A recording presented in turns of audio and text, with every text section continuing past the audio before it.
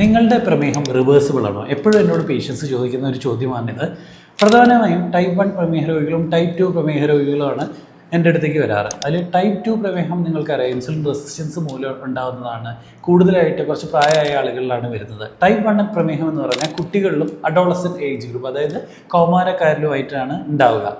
Type 2 പ്രമേഹം നമുക്ക് അതിന് ആരംഭ ദശകളിൽ, അതായത് ഇനീഷ്യൽ 1 to 2 ഇയേഴ്സിൽ കുറച്ചൊക്കെ റിവേഴ്സ് ചെയ്യാൻ അല്ലെങ്കിൽ അതിൻ്റെ റിവിഷനിലേക്ക് കൊണ്ടുപോകാനായിട്ട് സാധിക്കും. അപ്പോൾ അതെങ്ങനെയാണെന്ന് വെച്ച് കഴിഞ്ഞാൽ നമ്മളുടെ ഇനീഷ്യൽ ബോഡി വെയ്റ്റിൽ നിന്ന് ഒരു 10 മുതൽ 15% വരെ നമുക്ക് കുറയ്ക്കാൻ സാധിക്കണം. ഒരാളുടെ വെയിറ്റ് എന്ന് പറയുന്നത് 100 കിലോഗ്രാമാണ്. അയാൾ ഡയബറ്റിക് ആയി, അദ്ദേഹത്തിൻ്റെ HbA1c എന്ന് പറയുന്നത് 8-9 ഒക്കെയാണ്.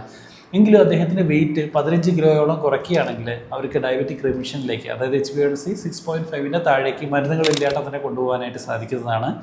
കൃത്യമായിട്ട് വ്യായാമവും ആരോഗ്യകാര്യങ്ങളുടെ ശ്രദ്ധയും അതോടൊപ്പം ഭക്ഷണങ്ങളുടെ ശ്രദ്ധയും കൂടി ഉണ്ടെങ്കിൽ മാത്രമേ ഡയബറ്റിക് റിമിഷൻ തുടർന്ന് കൊണ്ടുപോകാനായിട്ട് സാധിക്കൂ. അപ്പോൾ റിമിഷനിലുള്ള ഒത്തിരി പേഷ്യൻസ് നമ്മുടെ കയ്യിലുണ്ട്. അവരിപ്പോൾ മരുന്നുകൾ എടുക്കുന്നില്ല, കൃത്യമായിട്ട് അവർ എക്സസൈസ് ഡയറ്റോ കണ്ടിന്യൂ ചെയ്ത് കൊണ്ടുപോവുകയാണ് കാര്യമായിട്ട് ചെയ്യുന്നത്. എന്നാൽ ഈ നിയമം ഒരിക്കലും ടൈപ്പ് 1 ഡയബറ്റീസിന് ബാധകമല്ല. ടൈപ്പ് 1 പ്രമേഹം എന്ന് പറയുന്നത് കുട്ടികളുടെ പ്രമേഹമാണ്. അത് സാധാരണയായിട്ട് പാൻക്രിയാസിലെ ബീറ്റാ സെൽ ഫംഗ്ഷൻ പൂർണ്ണമായും നിലച്ചു പോകുന്നതുകൊണ്ട് ഉണ്ടാകുന്നതാണ്. അവർക്ക് ഇൻസുലിൻ തീരെ പ്രൊഡ്യൂസ് ചെയ്യുന്നില്ല. അവരുടെ ചികിത്സ ഇൻസുലിൻ മാത്രമാണ്. ഇൻസുലിൻ എടുത്തില്ലെങ്കിൽ അവർക്ക് ഡയബറ്റിക് കീറ്റോസിസ് ഉണ്ടാവും, അവർ അഡ്മിറ്റ് ആവാനുള്ള സാധ്യതകളുണ്ട്. അപ്പോൾ കൃത്യമായിട്ട് ഇൻസുലിൻ എടുത്തുകൊണ്ട് തന്നെ അവർ മുന്നോട്ട് പോകേണ്ടതാണ്. Thank you. Stay healthy. Follow for more.